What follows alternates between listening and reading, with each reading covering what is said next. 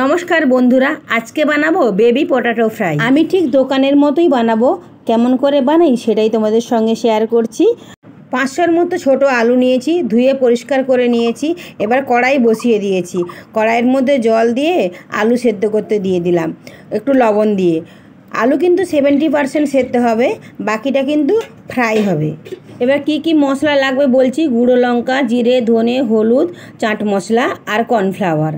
সেদ্ধ করা আলুর খোসা ছাড়িয়ে নিচ্ছি। আর রান্না তোমাদের যদি ভালো লেগে থাকে তাহলে লাইক কমেন্ট করো আর চ্যানেলটিকে সাবস্ক্রাইব করে দিও। আর ফেসবুক থেকে দেখলে ফলো করে দিও।